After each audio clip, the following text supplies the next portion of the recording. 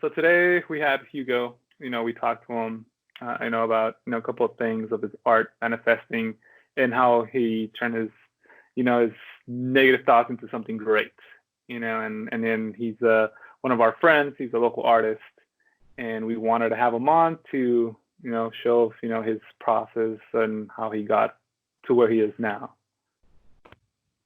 Yeah, Hugo is someone that I met even more, I think, towards the end of or the middle of last year, actually. And he's sort of someone who has kind of helped me with some advice art wise, and just had just kind of been there at the right place when I was learning about kind of manifestation and stuff too. And then all of a sudden I was meeting other people that were into it, and I met him, and it was just one of those things where I could tell the ball was sort of just rolling on it. So ever since I've met him, he's just been a good sort of influence to me to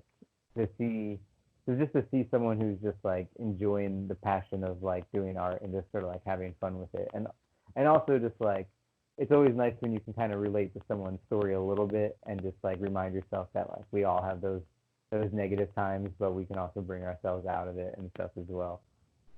Yeah. So we wanted to say thank you for those people that saw our last episode. Make sure to subscribe. Just click on the link. And here's Hugo. Do we want to save it for the... No, you can start now. You can actually start now. He kind of got it. Sorry, so we're just going to jump right into it. All right. Hey, why not? I guess we're just going and diving in the water. Yeah, well, yeah, it's just really, we just want to really have a conversation with you, get to know you, and I like how Jay said, we want to know how you came across it and your experience of, where you at and how you were then.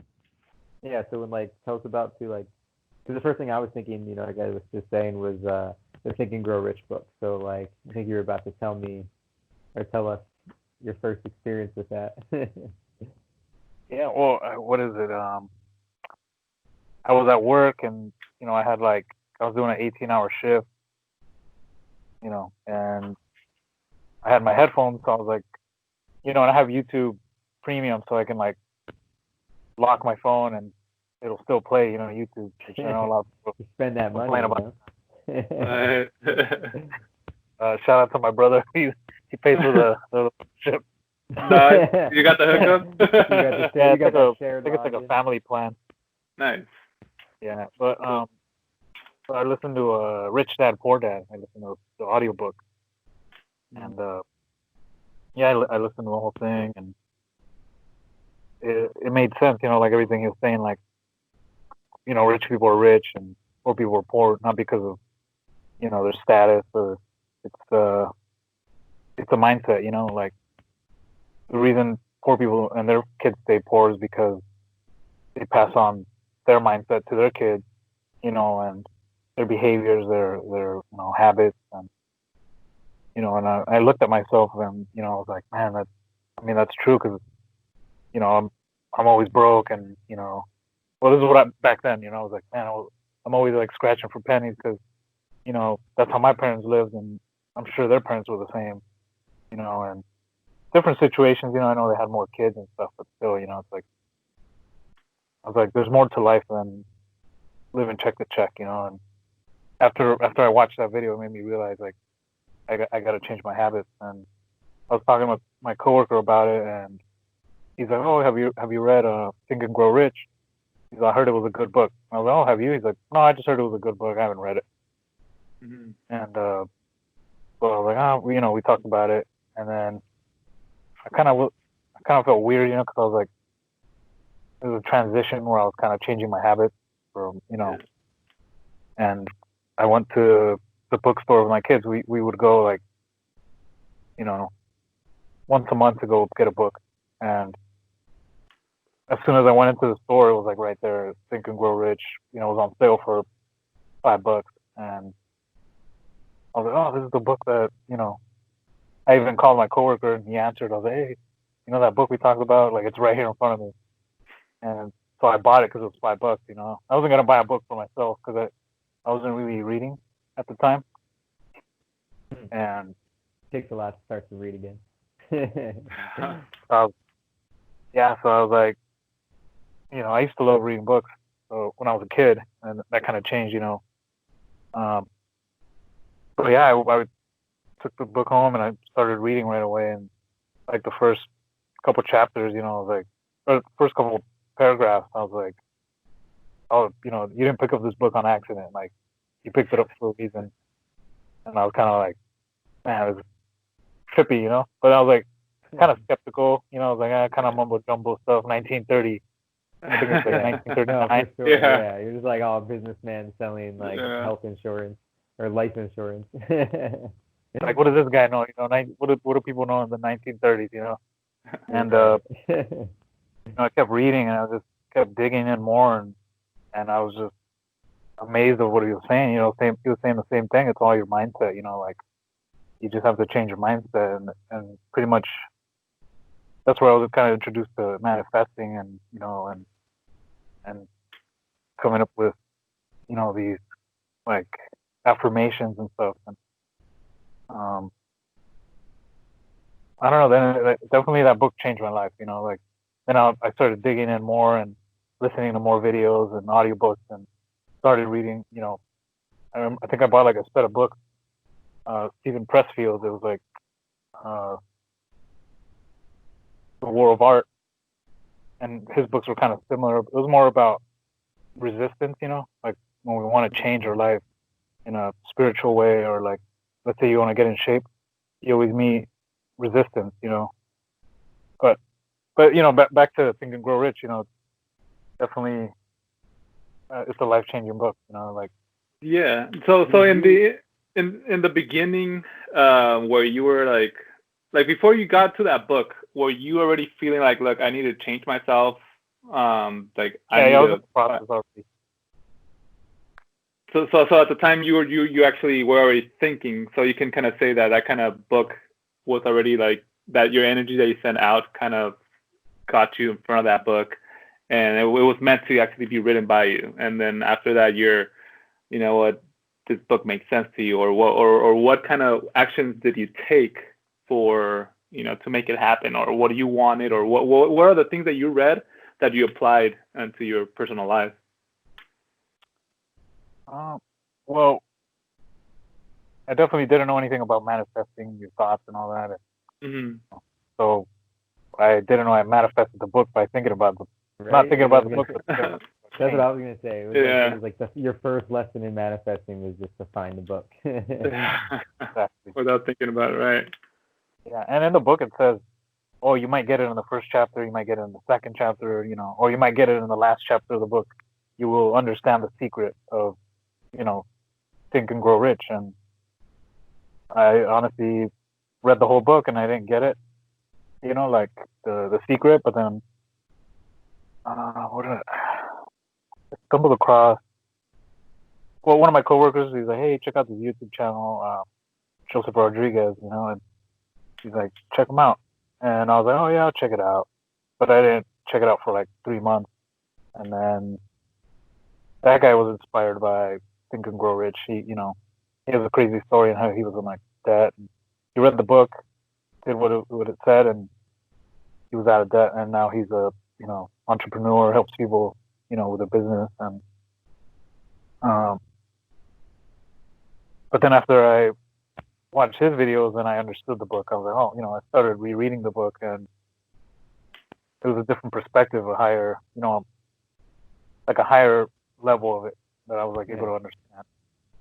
So did you know that you wanted to do like art full time before you read the book, or did you kind of discover it like afterwards, or like while you were reading it? Well, I kind of no, I mean, doing art all the time, like that was a thing. Like I'm like, oh, for sure, I'm gonna do art the rest of my life, you know, and um, not necessarily as a job. Yeah, I wasn't really thinking that before reading the book, but then after I read it, I was like, well, that whole thing that you can't be an artist full time, like you're not gonna make money, that's BS. Like that's people that didn't follow their dreams, and just because it didn't work out for them, they want to bring you down, Right. you know, or give you bad advice when they're not doing it, you know. Like if some full time artist that was a millionaire, he's like, hey, don't do that. I'll listen to him, you know. Yeah. But somebody not. Like, why would I? You know, Right. it's like So kind it of kind like of telling gave a you, cat. so it kind of just gave you that like boost of encouragement to like realize like you can make it like your daily life. Yeah, exactly. Yeah, like it could be part of your life. You can sacrifice watching Netflix every night for painting a couple hours, or whatever people do nowadays. I know. I think we're at the TikTok. point where I think like yeah, because like I realized like I've probably gone through everything that I'd want to watch on Netflix and like everything I'd want to watch on Hulu and like I've tried. I think I got bored and tried like other apps just to like find what else was out there. It's like you can go through so much so quickly.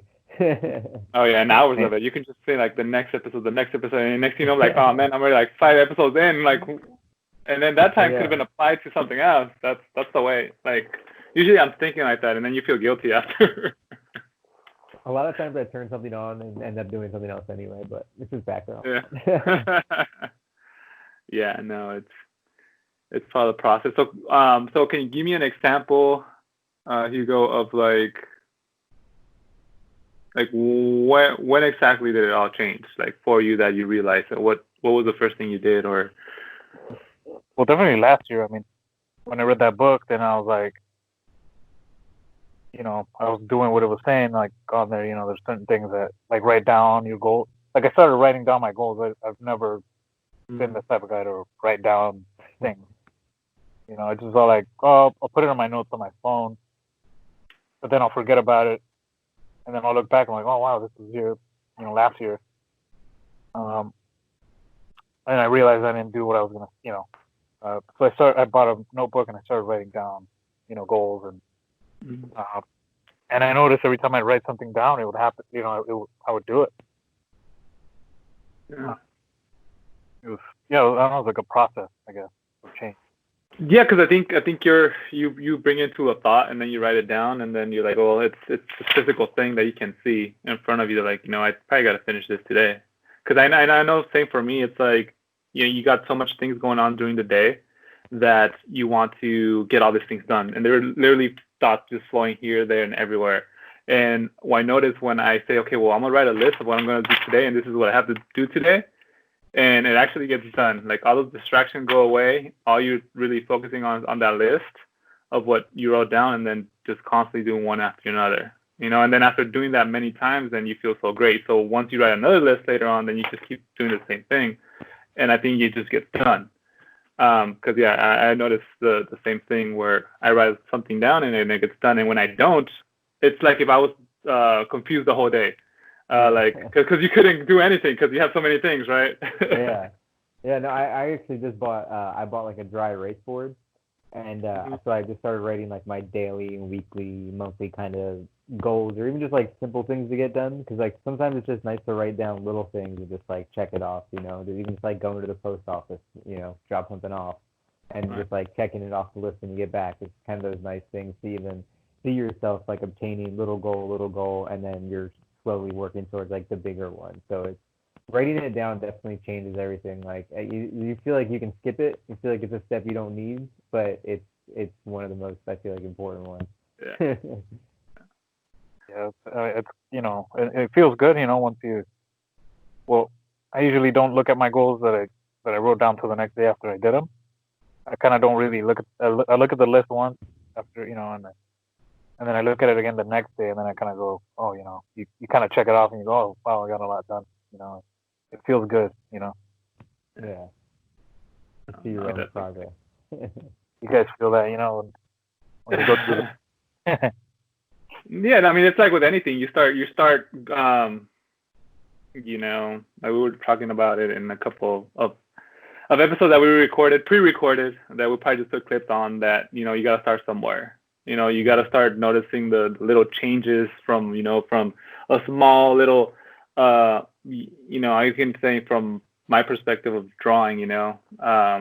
Uh, and talking to you guys like here and there is that you can start drawing and the first one's not going to be like perfect as you want it, and then over time, you do multiple ones, then you're going to be able to get better and perfect it. And I think that happens with anything like in career, or you're thinking like with me, it's like I wanted to create something, like clothing, with like an actual meaning. And then next, okay, well, I got the shirts. Like, how do I create a shirt? How do I get the shirt? How do I ship the shirt? How do I make the shirt? And then slowly, slowly, it's like you add those goals, and then at the end, you're like, oh, now I have a shirt. And then you start a new goal. It's like, okay, well, what do I want to do with the shirt? And now you need to go get people to, wear your product, to connect, to go out in the community, reach out and see what can you come out of it. And I think that's where those little things add up to the bigger goal, and you see it over time. Even if it's within your goals, like a shirt. Okay, so now what's next? And then what's next? And then what's next? And it's still gonna be. You're never really gonna. Yeah, you can have your brand, but you're really just adding more items between your goals to get that goal, like, and get it set. Really. Yeah, like you never. I feel like when you have a big goal, like let's say I want to be a millionaire. Right. I feel like there's no end to it. Like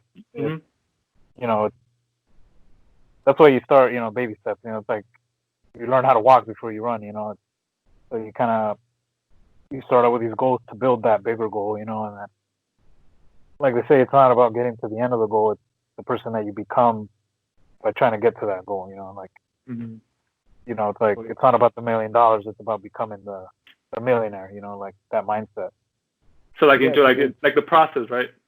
Go ahead, Jay. I was gonna say it's also because you're basically like how you just said, kind of becoming like a millionaire, like having that millionaire mindset. Because that's the more important part, is like kind of altering sort of like your current personality to meet with the future future self that you want to be. Because that's the thing that I think of, like even I struggled with at first, was actually like developing not like a new personality, but just like a real personality that you connect with, that's like leading you in a more positive direction for yourself. So I think, like you were saying, like it is more important to like focus on having that mindset, because you'll learn the patience that comes with it, and learning how to kind of stay calm and keep your energy balanced. Because if you're rushing it and you just think it's going to happen overnight, then you're getting frustrated that it doesn't happen the next day, frustrated it doesn't happen the next day, which just builds up all this negative energy, which makes it even harder to actually obtain that goal. Exactly. Yeah, and you're forcing it. When you force something, it's not really. You can get something by forcing something, but it's not gonna be sustainable. Yeah, you may not even enjoy it. Yeah, no, yeah, exactly. And then that's like, I think every goal has this process, and then based on that process, it's like, obviously you want to become successful, right? And let's say, but here's the thing: if you don't enjoy the process and then you get to that end goal, then you're never going to enjoy it as when you got there.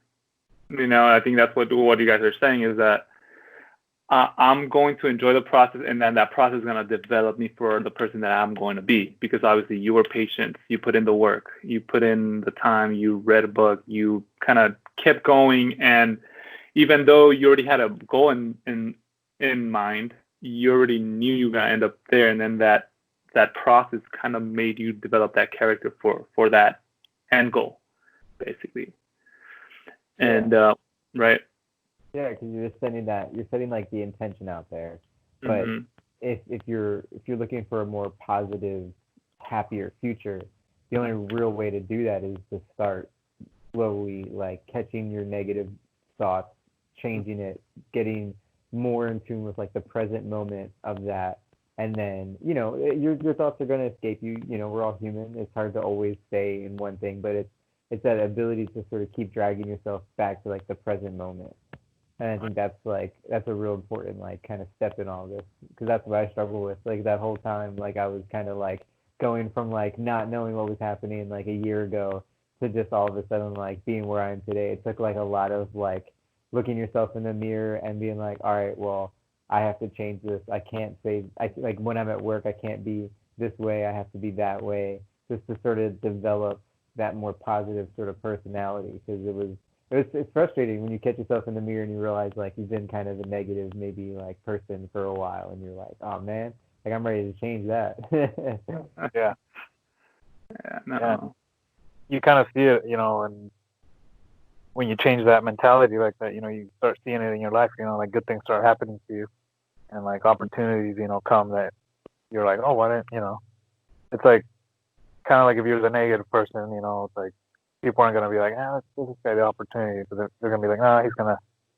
They think negative about you because you're thinking negative about yourself, and they're gonna treat you how how you want to be treated. So,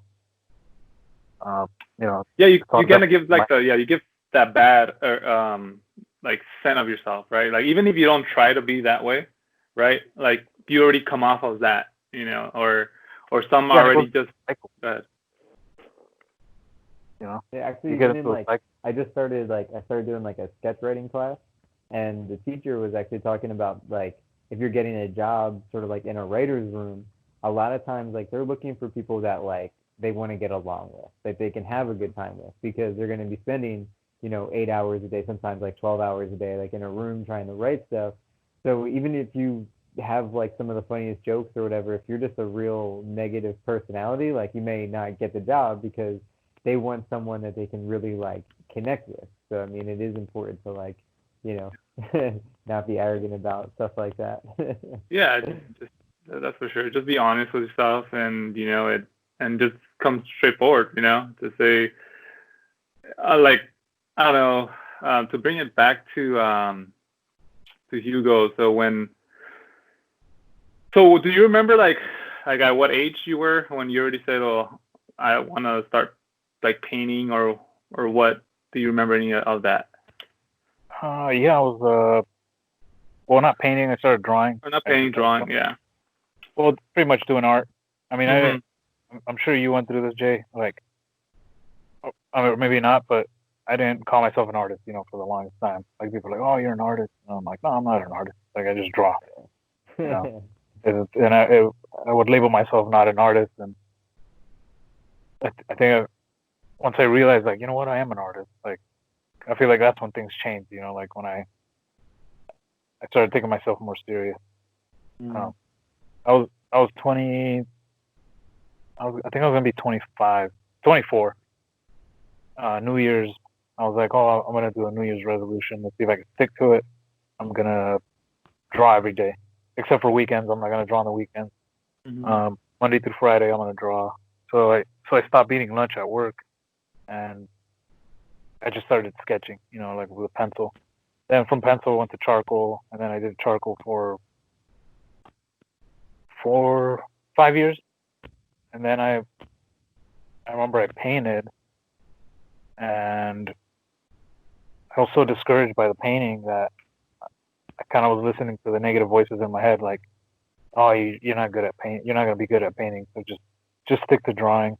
And I I remember I didn't paint for like a whole year. Like I had an easel and paint, and they sat there, and I was alone at home, and I was like, you know what, I'm gonna paint. And then I started painting, and then I made that a goal. I was like, oh, I'm gonna paint every day, or try to paint every night before bed, because I can't paint at work. Too much of a hassle bringing paint and paint thinner or whatever. I mean, I don't use paint thinner, but chemicals and stuff. So I was like, I'm not gonna take that to work. Make a mess. So I would paint every night, and then yeah, I just kept pushing. And but yeah, it was around 24 and stuff. What made you like just say, you know what, I just want to start painting? Because I mean, obviously you it was this or no. So yeah, so what made you like what made you just say, you know what, I'm just gonna, or was it the process? Once you got to a certain point, you were like, oh well, this is what I want to become.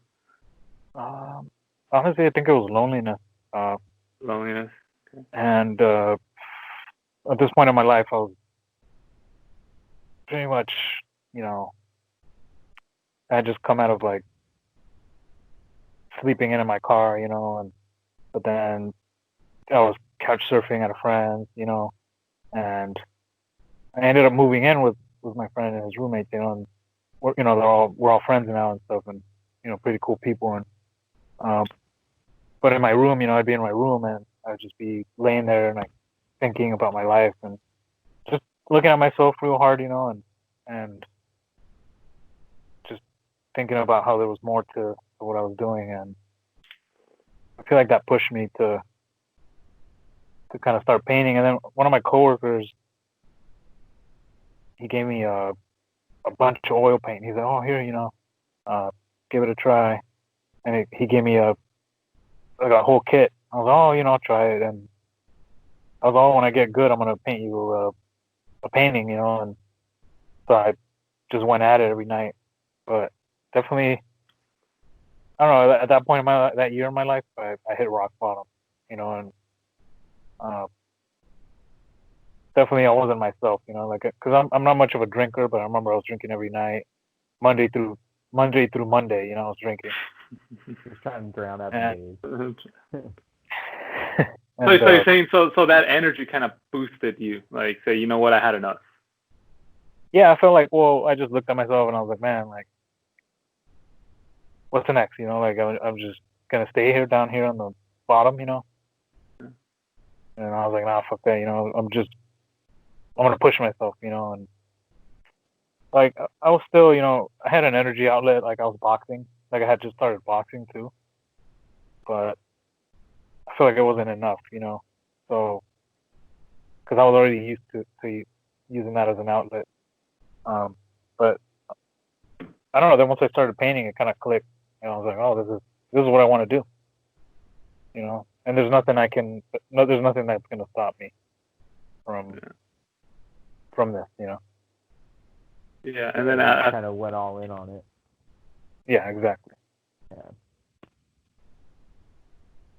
No, yeah, I think that's like important too, like, because when you make the decision to do it, I think you kind of, and like especially when you hit like a rock bottom spot, once you sort of make that decision to like want to do better, you're already kind of like putting out that energy and that intent, and it's like you just have to keep that momentum going, and realize like you don't want to be in that position again. Like you know what that feels like. You don't want to be there, and like because I've reached that kind of point too, and it is you have to just like every time you almost like have a setback, you have to sort of start to try to remember like the better times you were having, as opposed to like the bad times you've had, just to kind of keep building that momentum up to remember like, okay, like good days are still coming. There's always a bad one or two, but like the good days are still starting to like outweigh. And then all of a sudden it's like you're having more, good days. And when you have a bad moment, it like doesn't even bother you in like the same way anymore. And then it's like all that work is finally like kind of starting to pay off. But it's important to like where you set that intent of recognizing yourself, realizing how to change things, and then finding where you wanted to sort of place that energy. Like I know in like Think and Grow Rich, they're sort of talking about like transmuting energy and stuff. So it is almost like taking that negative sort of sometimes like depressing feeling and giving it the outlet, as opposed to like letting it just like reside inside of us. Yeah, 100%. Yeah, because you become stagnant if you don't do anything with your energy, or you waste your energy on things that, I mean, sometimes people, like it says in Think Grow Rich too, it says like you'll waste that energy with drugs or there's like that list. I don't know if you remember that list that he gives out. It's like sex, drugs. I don't know. There's a lot. It's like he goes through a list though and like says, oh, this is number one because sexual desire. It's like that's like the main energy drainer. Like because it could become a problem. Or uh,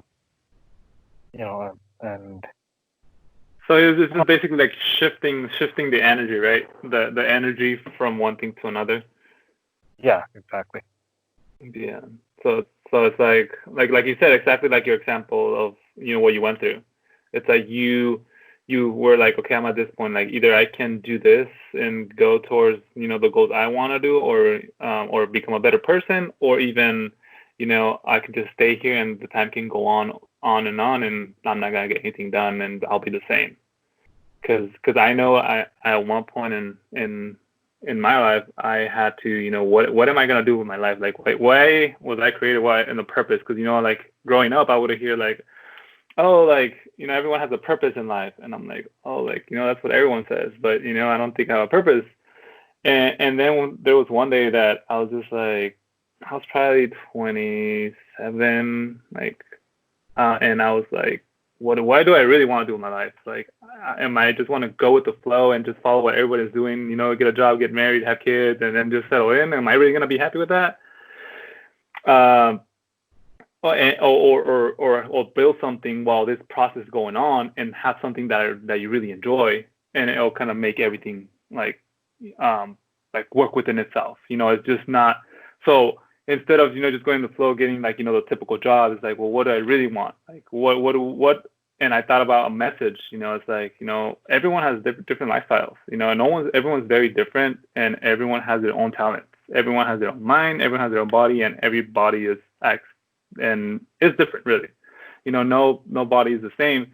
So I was like, well, then why can't we learn from each other, from what we know, we learn, we see, and like that, it just builds a community from there.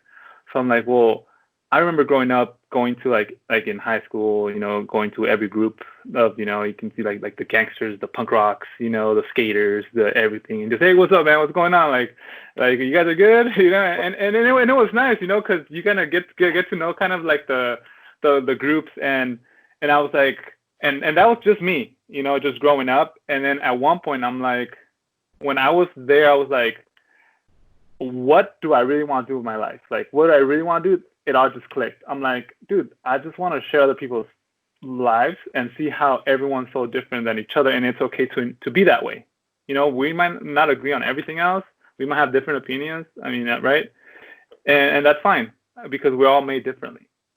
And that's where everything came out. And when I started till now, it's been like, I got to meet Jay. I mean, I knew Hugo, but I got to meet other artists. I got to meet other artists, like skaters, models and things like that. I'm like, oh my God, everyone thinks so different, and I like it. I'm always interested in every individual. Like, it's like, how do you think, Hugo? That's why I ask, like, how what's your process, or what got you into that? So, because to really get to know you, and I think that's the whole.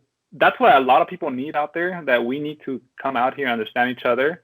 Not even if we really understand each other, but at least we get to hear each other, and give the person a chance to say, hey, this is me, this is who I am, this is what I believe in, and then be like, oh, cool, like, that's awesome, like, kind of things like that. So.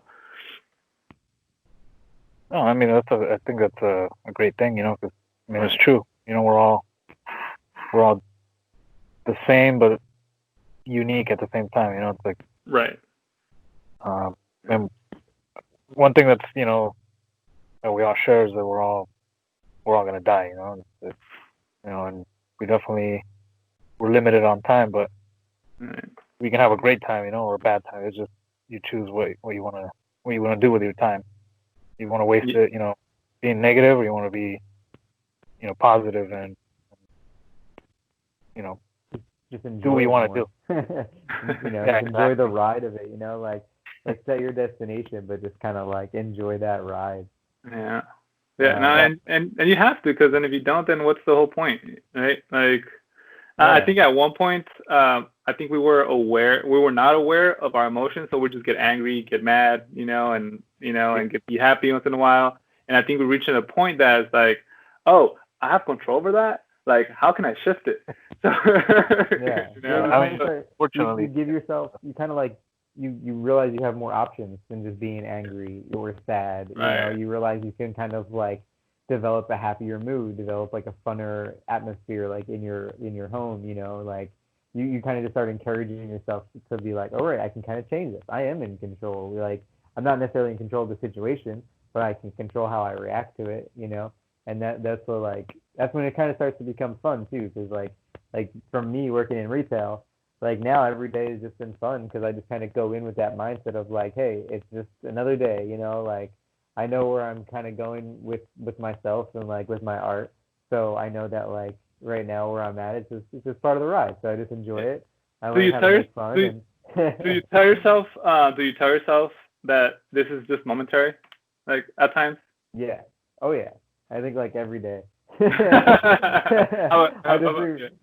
I just remind myself like, right, okay, like this is just where I'm at right now, but I already know that I'm setting out like the intentions to not be here and be more like full time on my own, like my own end. Yeah,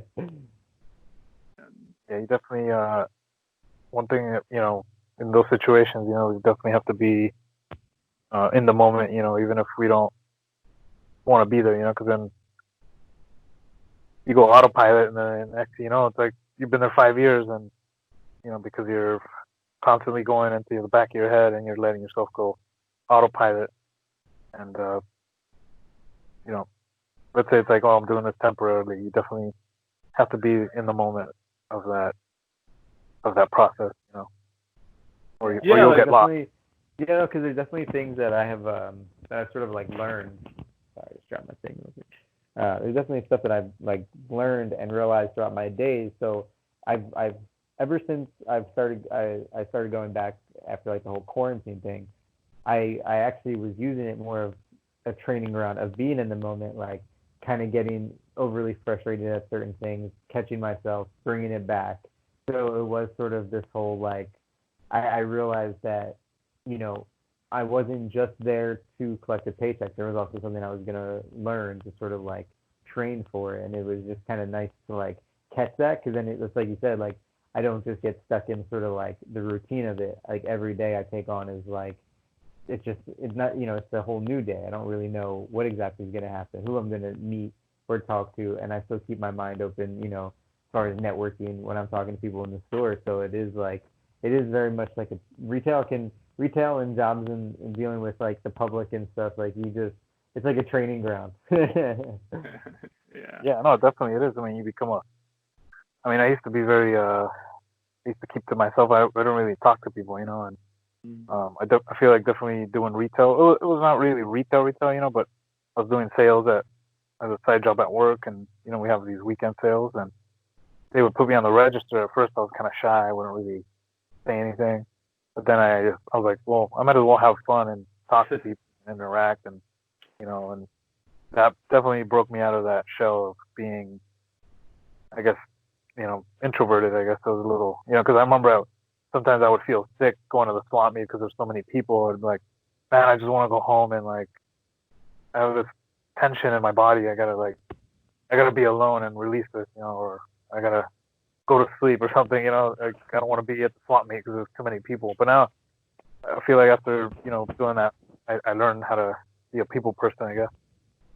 Yeah, no, Yeah. honestly, being in large crowds is something I kind of like struggled with for a while because it's like weird. It's like it's not even like you're worried something's gonna happen. It's just like this overwhelming feeling of like too many people being around, and it's I don't know if it's like an energy thing, It's like I feel like there is this, being an empath, you kind of like absorb everyone's like feelings around you, and then like you don't know what to do with it. So it's like Exactly. it is. It's like a frustrating feeling, and it's like it just makes you want to leave a party. It's like hard to have a good time. Yep. Exactly. I mean, that's how I would feel. Yeah, it's like almost like even now it's like when you have like conversation with somebody else, how your energy just feels drained for no reason. I think it's the same thing as when you're around those people, you feel the energy, but you really don't know what to do with it, and you're like like go tense up. It's like and then at the time, I don't know about your experience, Hugo, but at the time when you felt that, were you like you just wanted to leave because you were so introverted, or you just didn't know what to do at that moment? Uh, Or were you like did some kind of fear coming like into you, or like or what was it really? Because I know um, sometimes I know being around people is just very intimidating after like at first if you don't understand what's like happening in some sort of sense. Is that I don't know. I mean, I would just feel this feeling, like kind of like almost like I didn't know where to look. Like, you kind of want to, kind of almost like the world is spinning around you, and you're kind of like the center, you know, I don't know, it's weird. Like, kind of like everyone's looking at me, right? Everyone's yeah, it's looking not at me like kind of that, but thing. yeah, it's like I don't know, you feel weird. You're almost like dizzy. You're Yeah. like, man, I don't know, I just want to go home. Like, what's going on? You kind of get a little clammy. I don't know, like, but now I have conversations with people all the time, like at line. I mean, not now because you gotta keep away from people, but I would be at the grocery store and I'd have a conversation with people, and next thing you know, I know what they're doing for, oh, I'm gonna make this for dinner. I was like, oh, cool. Like, you know, you you get to see the other side of people now. You know, being more open to it instead of like closing up and oh shit, there's people. You know, I don't want to go there. You know. Yeah. Right. But definitely, I don't know.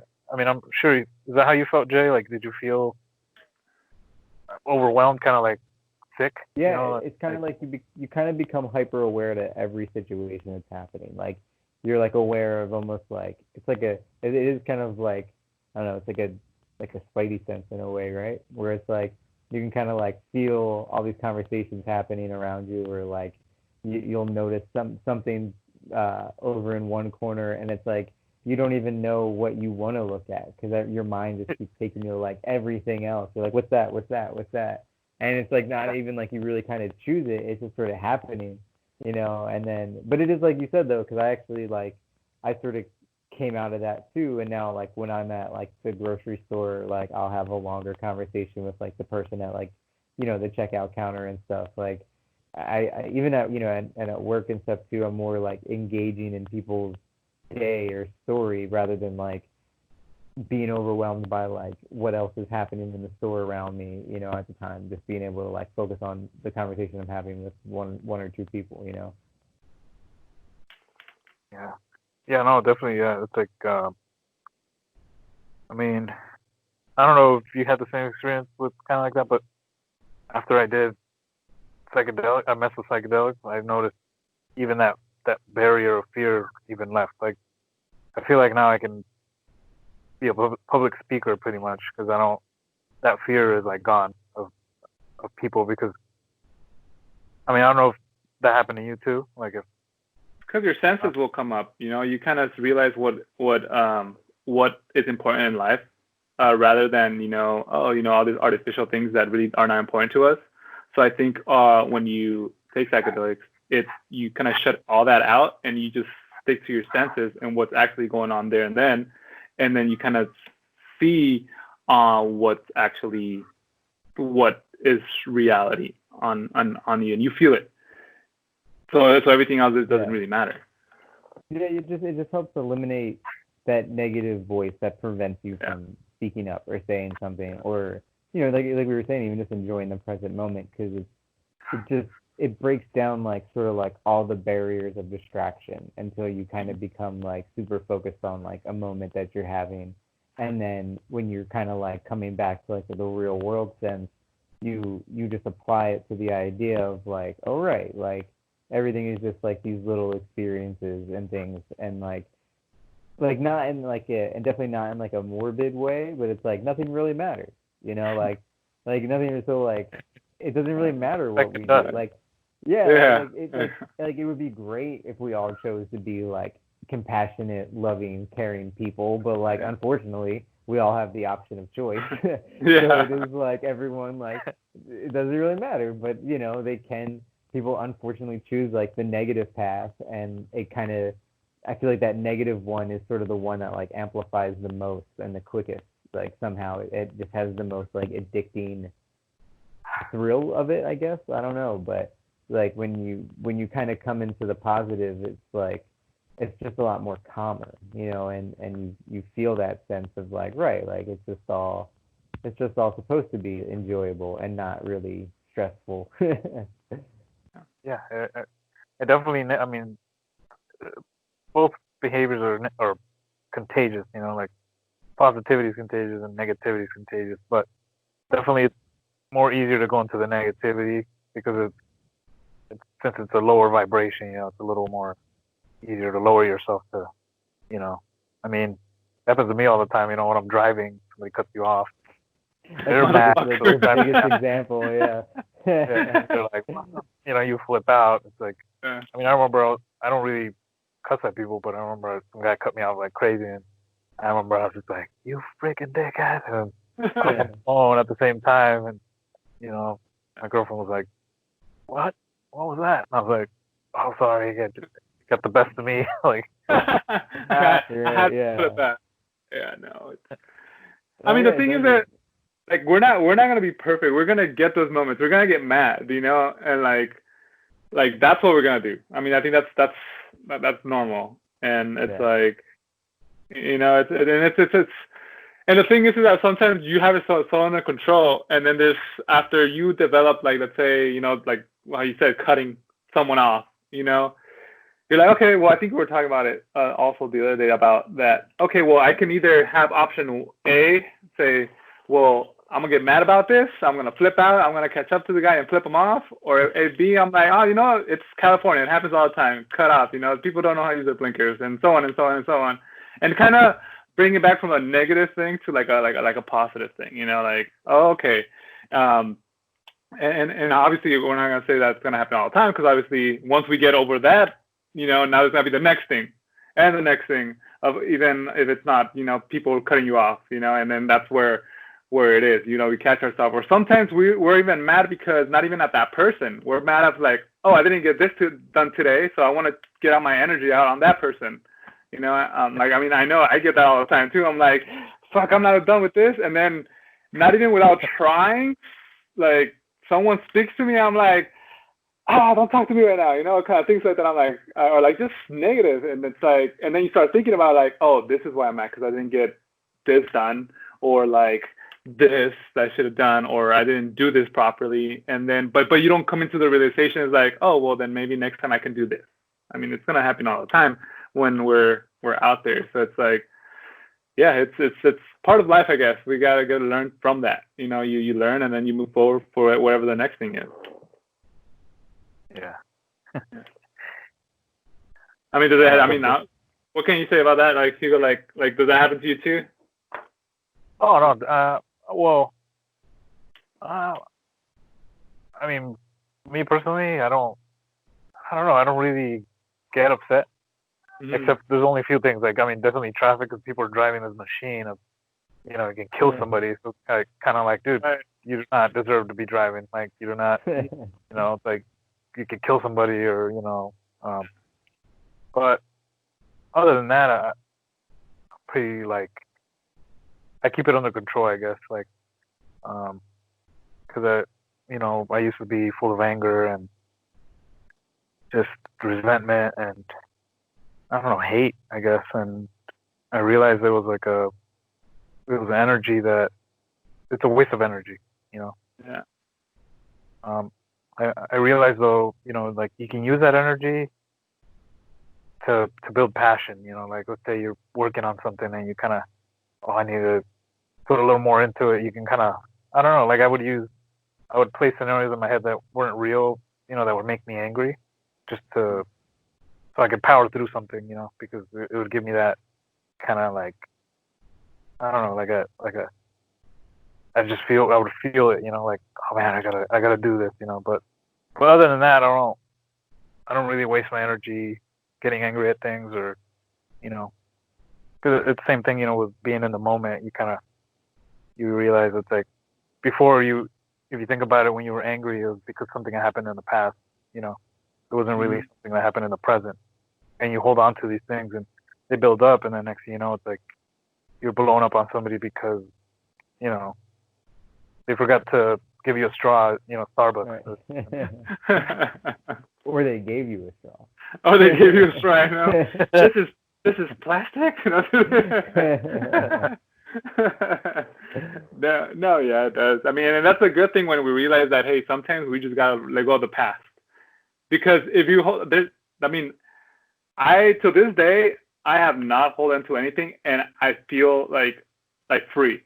Like, that's because, my parents tell me, like, my parents, like, told me, it doesn't matter what happened yesterday. Right now, what matters is what you're doing right now in the forward, and that's it. Because you can't change the past. You gotta learn how to accept it and then move forward. And then that's sort of liberating, because you're like, okay, well, all I can do is reflect and learn from it, and then from that moment on, it's like, well, whatever decision I take from there, I'm going to be able to make choices, and that's going to be my future, right?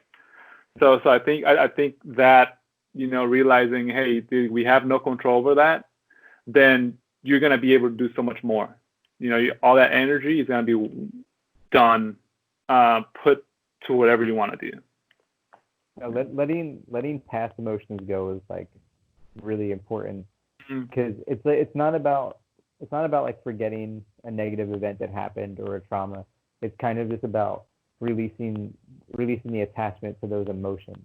You know, like it might be hard for your brain to stop thinking about it or bring it up from a memory, but like if you can start to detach your like those emotions, it doesn't like bring your day down and your mood down and like that spirit down. You know, you're able to kind of move past it quicker. You know, just a quick thing that happens and then you just keep moving forward. So it's like it's hard sometimes, you know, because it's like a lot of times, you know, we talk about our triggers and they're real, you know, they bring up those memories, but it's like learning how to then stop letting it fire you. You know, if it's triggering you, like you gotta stop like having like a fire reaction to it and just learn how to like say, all right, it is what it is, kind of keep moving past it, you know. Yeah, you accept it, you know, and definitely you realize that that's what made you, right? Right. Like who you are today. Yeah, 100%. Because imagine, well, let's go 10 years ago from right now. Imagine still being that person and mentality. I mean, I'm glad now from the mentality I have now than 10 years ago. Because if I would have been stuck there, I don't even know where I would have ended up. Like, definitely, you know, like, yeah, you know, yeah. right? It's like, okay, well, so we're doing something right. You know, we're actually thinking, processing, learning, and then moving forward. Like, I mean, by luck, I mean, that could be a high thing. You know, by luck, we kind of got into a point in time that we realized, because a lot of people don't realize at a point in time, like, if I change this now, it can change my life for better or to the worse. And they just sometimes you just go with the flow, which, you know, what I was doing there, just going with the flow of life and see what happened instead of saying, oh, well, I want to do this, you know, and then end up in a place that you're going to be unhappy for the rest of your life. And I think that's great that we're able to realize that. Yeah. So I mean, your mind can be a prison, you know. Mm-hmm. It can free you, and it can be a prison at the same time. You know, and the only time we should look back at our past is just to see how far we've come, you know, in this life, and you know the things we've I guess we've overcome and you know succeeded over. Because if you're looking at the past just to remind yourself of, oh, you know, I'm this kind of person, then you're not really living a life. You know, you're stuck in the past, and you know, um, it sucks. I've been there, you know. Yeah. It's almost too like you gotta tell yourself it's okay to become a better person. Mm-hmm. You know, because a lot of times the people you're around may not like it when you start kind of trying to be better, trying to have more of a positive attitude. But it's just keep telling yourself it's better, you know, or it's okay to want to be a better person. You know, not like, you know, just more positive, more energetic, you know, more outgoing. It's okay to develop that and that part of yourself. Yeah, I mean that happens a lot, you know, when you start loving yourself, you notice certain relationships will end, or you know, like, oh, I kind of don't want to go out to the bar anymore till 3 in the morning because I want to take care of myself, you know, or whatever, or I want to stop doing drugs because you know I want to live long, you know, not to live long, but to be able to see things that I want to see, or you know, things like that. You know, I want to try different things. People, you know, your friends around your circle will be like, oh, you know, you think you're better than us. It's like that's them. That's their insecurities coming out, and Yeah. you know. Yeah. Yeah, and a lot of people don't really know how to shift that. So I think that's why it's so important that we talk about these topics so like that we can, you know, hey, it's fine to feel this way. You know, we know this happens. You know, and like you were saying, it's okay to change yourself in a positive way. Jay, I'm going to your point that, and a lot of people don't because they say, well, I'm this way right now, and if I change, people are gonna say, oh well, you changed, and then they're gonna take that in a negative way. But if they would have thought, well, if I change for the better, like this is gonna make me feel internally good, and who cares what everybody else is saying. So either way, you're screwing yourself. Either if you listen to them, or if you take the path that you want to take. So I think that it is better to learn how to let go of that because I think it can really trap you for a long time. just in one certain spot. And but here's my question for you guys, like what I mean, what would you tell someone that is going through that? Like it's like I am right now very negative right now. Like what can I do to even start to kind of change that from like I want to change and I want to let go of my ego and I want to go like to my goal kind of sense. Like what would you tell that person? I mean, I know it's a heavy question, but what would you guys say to that? Because I mean, obviously, we went through different experiences, and others are gonna go through like similar but not exactly. So like that, like if people see this, like how can they reflect on what they're going through, or how to let go of something and change for the better. I know something that was like said to me, and I feel like repeatedly until I finally got it by different people all the time. It was sort of like that it's a choice, like happiness is a choice, positivity is like a choice, and it's like, I think if someone's saying like I'm really, really negative, it's kind of like the only real thing you can kind of say is like, well, you can kind of choose to be positive, but what's hard is knowing like where they're at, if they can actually like accept that or not. Because I know, like I just said, like for me, I feel like it took like a couple different times of a couple different people telling me it like at different times in my life, so I finally realized like, well, maybe I need to just like try it, because I don't know if I've actually tried it.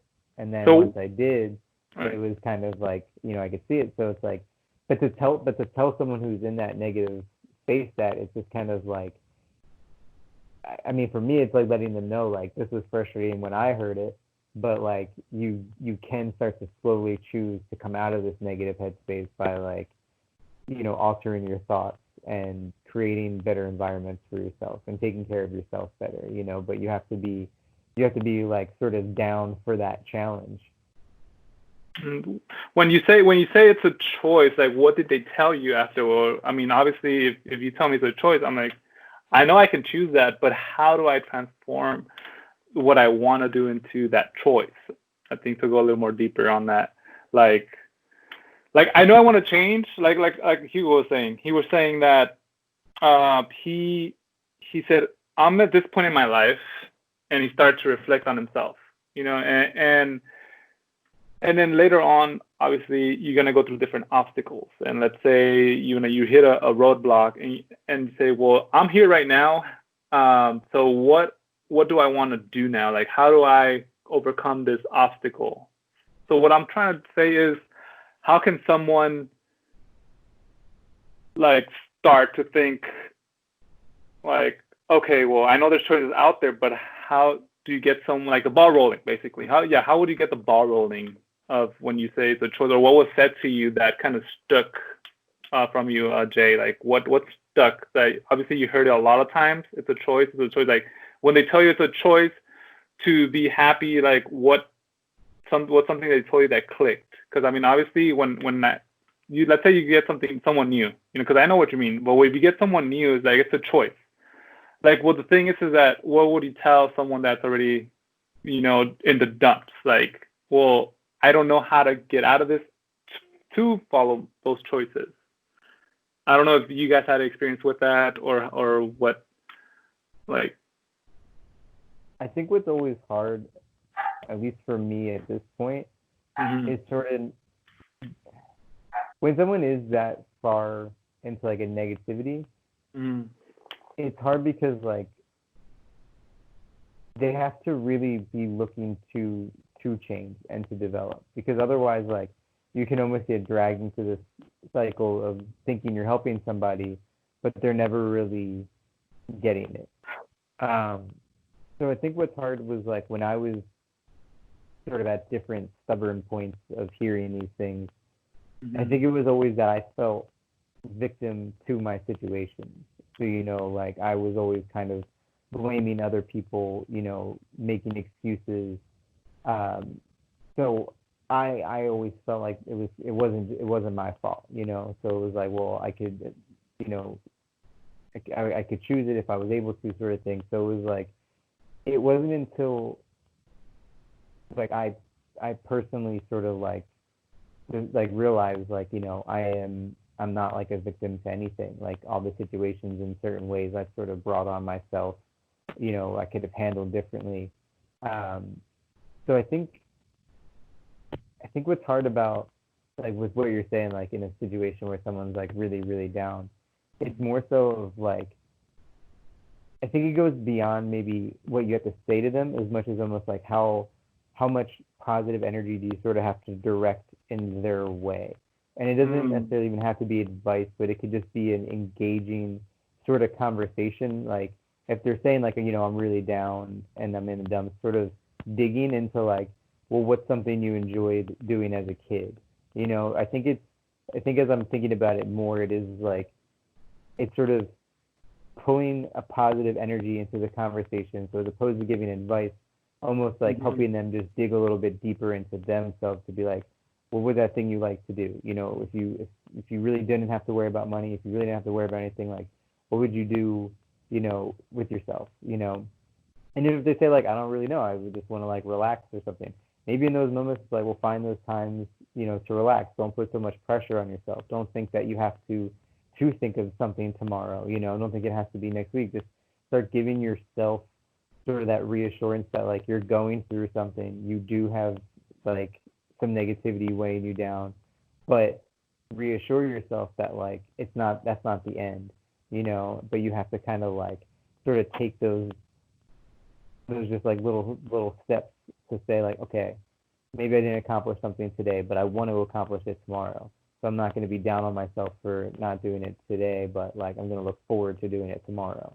And just sort of like giving them more of advice around like kind of feeling confident in wherever they're at, even if it is that like negative place.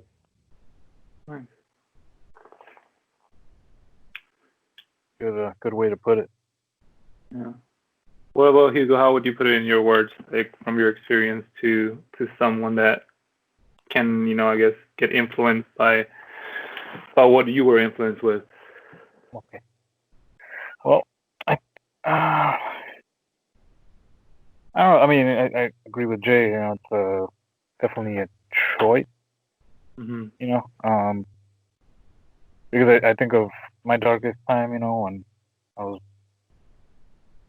definitely choosing to be there. Like in that darkness, I guess you could say. And, uh, kind of just giving up. You know, Hmm. I wasn't really trying. I guess you're definitely comfortable being in that space. You're definitely it's familiar. So you feel good. Not good, but it's like you're in a bad spot, but you're okay with it. That's the problem. And you definitely have to acknowledge that you're choosing to be there. You know, because it's crazy too. It's kind of hard to talk to people about it because their perspective is different. Hmm. Their perspective is in a negative headspace. And you're in a positive area, so it's kind of like you know, for you everything's sunshine and everything's good, and for them it's like Yeah. it's like another day. Fuck it, I'm not gonna do anything. I don't really feel like getting out of bed and definitely, I mean, it changes you, mentally, and so definitely it would be, you gotta. I guess as soon as you realize that it's a choice, because I've had friends where I reach out to them like, hey, I can kind of see, the things you're posting or whatever, kind of negative, are you okay? Like life's whatever, it's kind of shitty. But then I realize the choices they keep making makes them go deeper and deeper into this hole, and you can try to encourage them, but it's not going to help unless they want to be helped. And that's, again, comes down to that choice. You choose to be happy. You choose to get help. You choose to come out of it. And it's not going to be an overnight thing. You're not going to feel good the next day. You definitely, I mean, I can't recall the day that I was like, oh, like through being angry. You know, it's like I don't remember that. But I definitely remember when I was like, yeah, I gotta start smiling. You know, because better than being an asshole. You know, like Basically, the, right? the guy with the bitch face. You know, they call it the resting RBF. Yeah, so it's something within that just tells you, all right, I had enough, kind of thing, right? Yeah, definitely. It's a personal choice. You know, I Yeah. mean, just like anything else. You know, uh, I mean, think about yourself, Angel. You know, when you started working out, it's kind of like how would you tell somebody like, hey, how do I get a good body? Like, it's not gonna be, oh yeah, just overnight. It's like no, you definitely have to put in the hours. You gotta eat right. You gotta make sure you're having enough calories so you don't get drained. You gotta make sure you're lifting properly. You gotta make sure the step to Yeah, kind of start it. It's like you have to just get out there and do it because exactly. like I remember in the beginning, it's like I was so intimidated. I was like I had no idea what I was doing, and I think it's like telling someone, look, like this is how I started. I was so scared to go out there for the first day. I'm like, I didn't know what I was doing. I was just like, but I know inside I was like, I have to do it. If not, I'm gonna feel terrible the rest of the day. So I think with that force, then everything just started going. So I think like you said, now what you're saying is like it's a choice. Is like, okay, well, what really you want to do with your life? Like you feel it. You feel it what you really want to do, and then obviously you before you started your good habit, you already had your habit of like thinking negative or just not doing anything about it or not even putting the research. But when someone says, hey, it's a choice, you can learn about it. There's videos, there's books, there's everything. There's people out there that you can literally go, hey, how do I do this? And they'll tell you, well, all you got to do is just go out there and do it. And that's when it says, well, now I guess I have a choice. Either I do it or not. Yeah, exactly. I mean, you could choose to be like, I'll take it as a grain of salt, or I'll, you know, Yeah. I'll take it of 100%. The way you're saying, and like I said, it's like some people you'll tell them, and they're like, oh yeah, and they're not listening because they're so lost. But then there's some people that are kind of like sparks a little bit in them, But then they get discouraged because you know it brings up that feeling again, like, oh damn, I'm here again. Instead of going forward, they kind of go back, and it's like, oh well, you're not trying hard. It's definitely not an easy process. Yeah. Right. No, I learned that patience is a big one.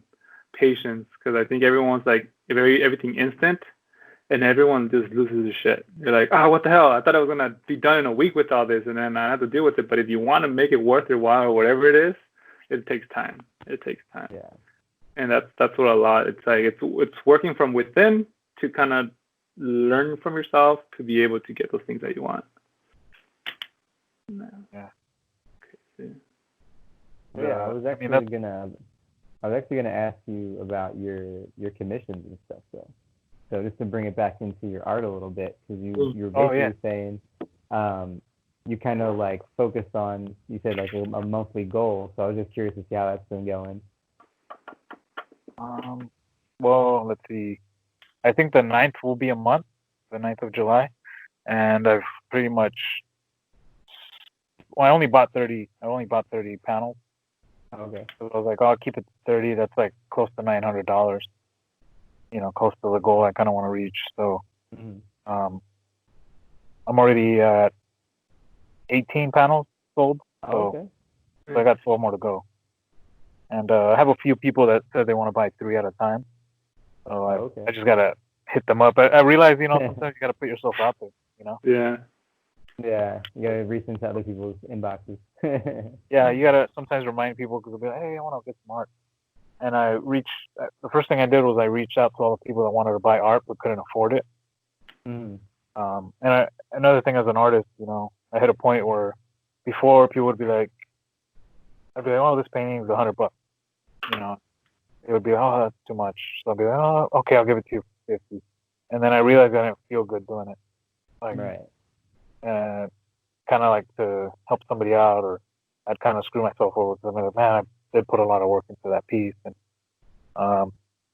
you know, I feel like every 3 to 4 months, my prices go up because I'm like, oh, I learned a new skill, I learned a new technique, and even though I'm painting faster than I was before, like the work is getting more clean, it's getting better. It's you know, since I'm doing it faster, I have more time to put my all into it because then, you know, the process is easier.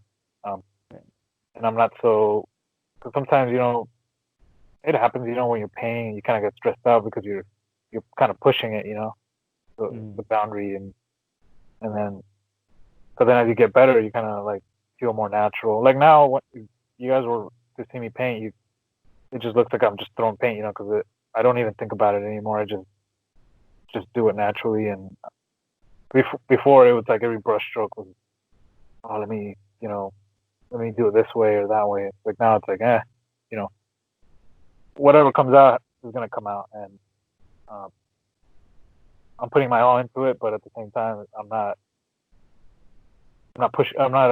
you know, being so hard on myself. Yeah. No, but I think it's like it's kind of like you were saying, like how you started reaching out to people. It's kind of important. I feel like even I struggle with that because it's like, as sometimes maybe from like, I don't know how many artists feel this way, but it's like you kind of feel guilty about selling yourself for a certain amount of money, you know, if it's too high or this and that, and you kind of like, I guess like you don't realize that like in order for, let's say, like a big business to gain momentum, they send out emails, you know, they gain these email lists, and it's like you get like, oh, it's 20% off today. You get that like every day from like the same company. But then eventually there's that one day when you get the email and you're like, oh yeah, you know what, I could go for buying something from that. I need, you know. So it's kind of like it should be just okay for an artist to do that with their followers. You know, like if you have an inbox full of stuff, like why not? You know, like it's okay. You know, if someone really doesn't want you to do it anymore, they'd be like, please stop, you know, sending me this, and that's fine. You know, respect the boundaries. But I think it's like I said, like I struggle with it too. But it's like we should get a little bit better with like reaching out to people, you know, who've even like commented on it, to even just throw out like, hey, like, well, if you're interested, like I'm gonna be doing a line of prints, you know, in a few weeks of this. You know, I'll keep you posted, you know, because it is okay to do that, but it's like hard to, I think, reach that point to do that as an artist. Yeah, no, it is. I mean, kind of gotta pimp yourself, you know, a little bit. Yeah, right. Well, yeah, because what if you don't talk about yourself to others? I mean, who is? You know, nobody else is. You got to put yourself out there. Show, hey, this is what I'm doing. Do you like it? Then here you go. There, and at the end, like you were saying, like how you feel bad when you're discounting your own. Like, let's say you already value something at this price, and then you're like, oh, like I'll give it to you for this because you're saying it's very expensive.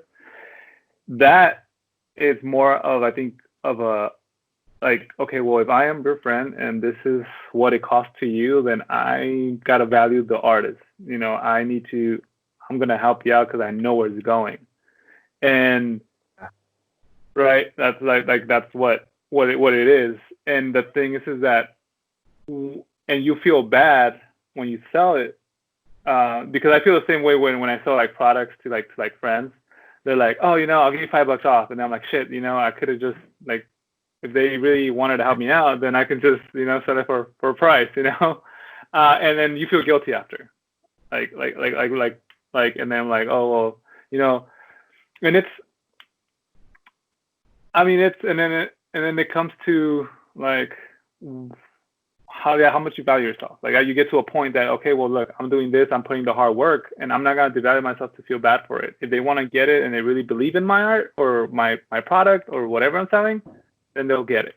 If not, then, you know, I'll find the next guy. And it is good to go out and reach out to your inboxes or even friends. Hey, you know, I'm starting this new line here. Can you go check it out and let me know which one do you like? And, you know, if you like any, just order. It's really good to do that, because then people are going through their daily day, like not robotically, but really they're just paying attention to what's in front of them. And if, let's say, you send them a message like, oh, dang, oh, dude, I haven't thought of you in a while. Oh, awesome. You have something going on, dude. Let me help you out. You know, that's, I think, important to just reach out once in a while to like. Definitely. Yeah. And that's what I did. I kind of went over to you know, went back into the memory bank, and I was like, oh, what people wanted a painting, you know, but they, you know, because most of my paintings will start at 150 and then up, because I have a certain size that I start at, because once I start getting into smaller paintings, like right now these paintings that I'm doing are actually really difficult to paint because they're 6 by 6, and I have to use a brush that's like the side of a quarter, like thick. It's like so thin, and but anyways, you know, so I started like at a certain price range because that's the sizes that I start at. I don't go smaller. I only go bigger, you know, and so people are like, oh, I can't afford that. That's too much. So now, so that's why I'm like, you know what? I'll do 30 paintings. I'm sure there's less than 30 people that couldn't afford the paintings, but I'm sure there's gonna be more, you know, once they see the paintings that I'm doing. Which is, you know, I did reach out to those people. Those people did reach back, and they bought a painting. And then more people that I didn't even know, were like, oh, hey, I want to buy a painting. And I'm like, oh yeah, I have a special, $30, you know. And it's crazy how, I mean, you know, the whole back to the manifesting thing. I was kind of like, oh, you know, don't worry about how you're gonna do it. Just worry about what, like, what is it that you want, and don't worry about how it's gonna happen, because it's gonna happen. And I mean, I think that's what I've been seeing, you know. And but you definitely have to do the work, you know. Yeah. It comes. You can't just put out $30 commissions and then not do a commission. Exactly. Like, yeah, just send me. I mean, you could just ask for the money, but yeah, and definitely that's another thing I learned. It's like before, people would be, hey, can you paint this? I wouldn't even question it, and not even ask for a deposit, and I paint it, and then I'll be sitting on a painting. One time I had a painting for a year before the guy paid me. And he's like, oh, I forgot I got a painting from you. And I was like, oh shit, should ask for a deposit, you know. Like, I didn't take myself more serious. Yeah. Yeah. It's a learning curve. We all learn as we go.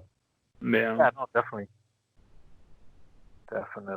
So so you got your commissions going on. Is there any events you're going on? I don't know what's going on out there as far as art galleries or coffee shops, or wherever you're putting your art out there right now.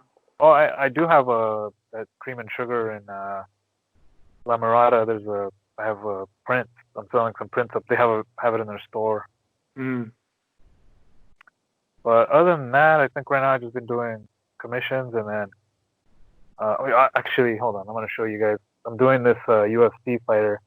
Oh, it's dope. a surprise, but he's not gonna see it, but till later, I guess. But we get a glimpse. There's the Oh, okay. Oh, nice. You know, Nice. I'm still layering it, but there's the. Let's see, nice.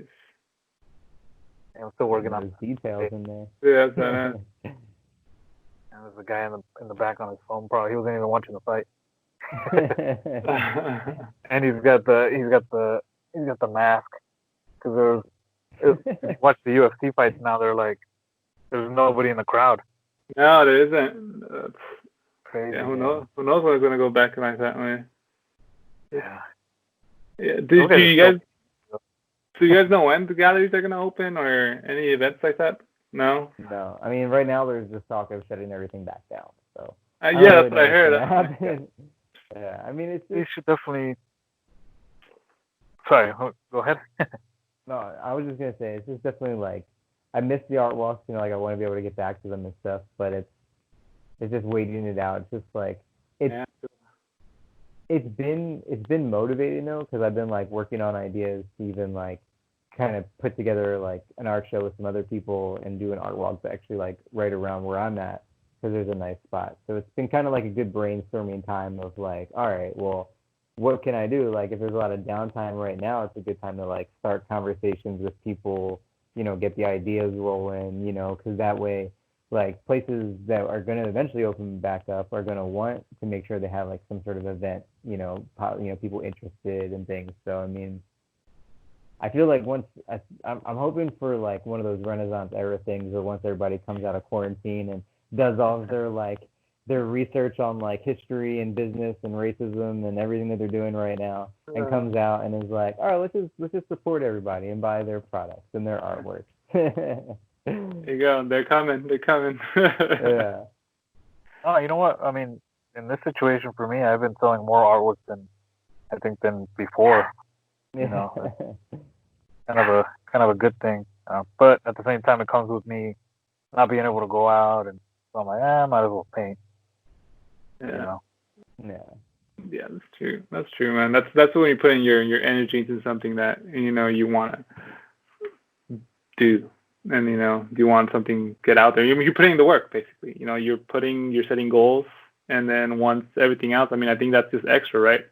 Like the art events, connecting with people. I mean, because obviously we're connecting with people over social media right now. We're video calling. We're trying to create something cool and kind of learn from each other, and I think that's where we value the most. It's when things like this does happen. They close up everything. Okay, so now how can I use the resources that I have now to make things happen? Okay, Yeah. well, I got the internet. Sell things. I can Yeah, I connect. feel like it. Yeah, I feel like it became almost like you're super aware to the fact that like I don't know when you're thinking like podcasts, you're almost like, oh, I gotta have like a studio set up and this and that. But because we got like Yeah. shoved into this like quarantine, we're kind of like, well, let's just try this out. And it's Yeah. kind of like, oh, this is really all we had to do to begin with. Right. Yeah, you're like, Right. I got a backdrop, Yeah, right. green screen it, fuck it. Yeah. Yeah, exactly. No, you just try to find things to do here and there, and next thing you know, you're getting things done already. That's awesome to hear that. You are setting commissions, and that's awesome that you're getting to develop this kind of art that you want without just getting it done and getting your goals. That's where the experience of everything you've gone through this point it's kind of paying off. It's gonna, and then obviously we got a lot of things to go now. And I mean, as a creator, well, we're all creators, we're creating our life, but definitely, you know, for like Jay and I, we paint and create art. Um, our goal is to, well, what we should be doing as artists and creators is like we got to just keep banging them out, and just because sometimes things get in the way, or whether it's our fears or kind of like our inner thoughts, they kind of tend to block us sometimes. But where we get, we feel this resistance going, like for the next painting, it's like, I feel like I'm not at that level yet, or you kind of discourage yourself, and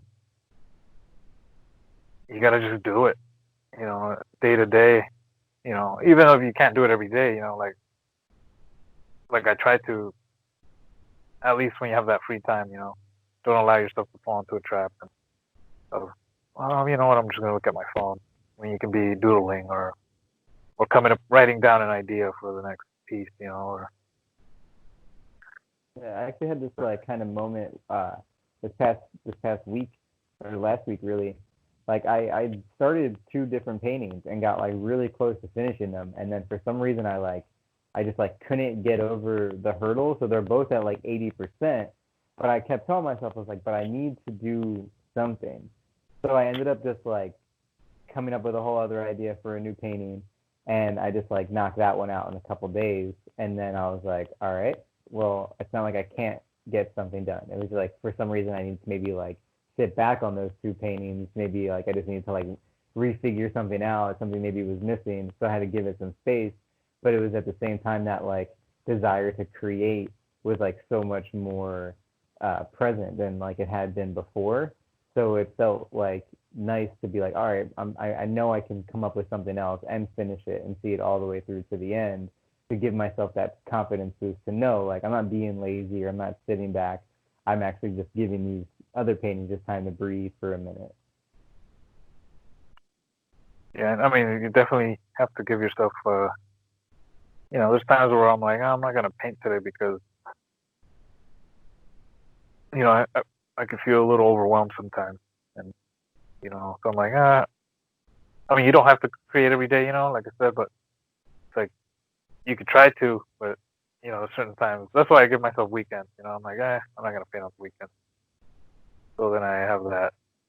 I feel refreshed. Yeah. Yeah, I mean, well, just by hearing you guys talk about it, that kind of like makes sense as far as if yeah, it's good to keep going with the work, but then like you kind of get used to it, and then sometimes it's not that you're discouraged. You just want to say, okay, well, what's next? And I think if you give yourself like a little time gap to think, then like, oh, I can come up with this new design, or I can go this way, or you kind of get your mind out of what you're used to doing. I think that's why, like, let's say for Hugo, like, that's why you do it, right? Like Monday through Friday, and say, okay, well, you're doing your painting, your drawing, and everything, and then you give yourself 2 days. So, okay, well, relax and see what kind of you get maybe inspired by that weekend, or say what you want to go next, right? Is that almost what you kind of do during those days off? Yeah. I mean, because usually I always finish a painting in one sitting. Um, but yeah, it's like I'll be like, oh, I'm gonna think of the next move and go for it, or just ideas that come up. I mean, I have a few paintings in my mind. I mean, I'm sure you do too, Jay. It's like where you have these ideas for a painting, but you're sitting on them because you're like, I feel like I gotta reach a certain skill level to paint it because I want it to look a certain way, or yeah, because I have like 3 paintings right now that I know I'm gonna make into giant paintings because there's such, I don't know, it's mind blowing. I've told people about them, like what the subject, and they're like, man, that sounds like a crazy painting. And I'm like, yeah, I don't want to paint it because I don't want to paint really good to paint it. It's like, yeah, we just gotta do it, and like however it comes out, you just have to trust that that's like how it was supposed to come out. yeah, that's how it is. Yeah. And I gotta stop doing like the whole, oh, I'll wait, because definitely it's been, for one of them, it's been like 2 years. I was like, oh, I'm gonna paint it, but then I'm like, yeah, I'm gonna wait. So how do you know when you're ready? How do you know when you're ready? Is it just like skill that you're learning day by day, or do you just say, well, this is the day? I don't know. Yeah, it's kind of like a bird, it just jumps and starts flying, kind of like that. Bucket of a crash. Yeah. I mean, I've destroyed a couple paintings, where I'm like, this isn't what I wanted, so I'll destroy it, and I'm like, I'll go back to it. Yeah.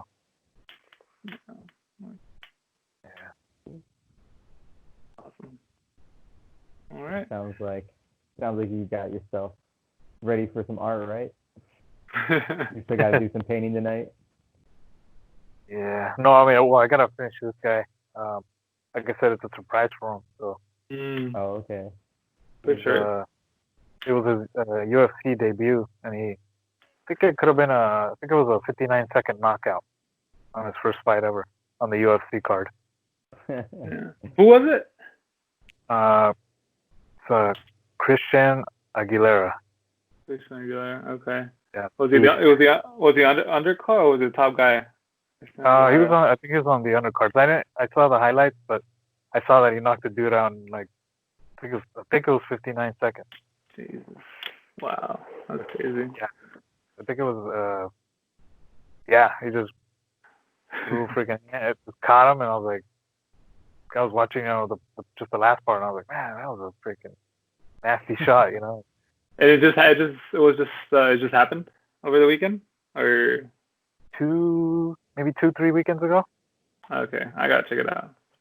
Yeah, you gotta look them up. It was kind of funny because I saw an article when I looked up. I was trying to look for a picture, and I saw an article that it was like, oh, people are getting mixed up with Christina Aguilera with his name.